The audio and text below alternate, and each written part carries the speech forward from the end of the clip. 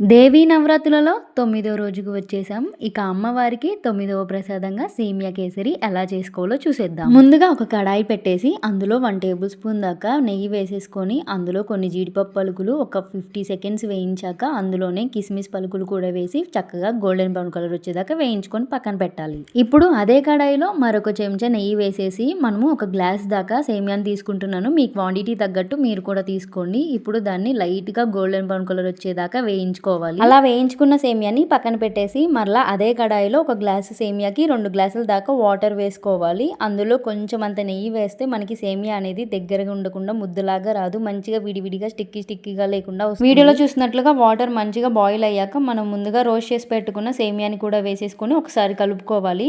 సేమియా ఒక 3 నుంచి 5 నిమిషాల్లో మంచిగా ఉడికిపోయాక కొంచెం వాటర్ కన్సిస్టెన్సీ ఉన్నప్పుడే మనకి రుచికి తగినంత పంచదార వేసుకోవాలి. కొంచెం పంచదార ఎక్కువ తింటే 1 గ్లాస్ సేమియాకి 1 గ్లాస్ దాకా పంచదార వేసుకోవచ్చు. పంచదార పూర్తిగా కరిగిన తర్వాత కిస్మిస్ మరియు జీడిపప్పు పలుకులు, కొంచెం అంత యాలకుల పొడి మరియు ఫుడ్ కలర్ వేసి చక్కగా కలిపితే మనకి ఎంతో టేస్టీగా ఉండే సేమియా కేసరి రెడీ అవుతుంది. సేమియా కేసరి వేడిగా ఉన్నప్పుడు కన్నా చల్లగా ఉన్నప్పుడు తింటే అదిరిపోతుంది. నచ్చితే సబ్స్క్రైబ్.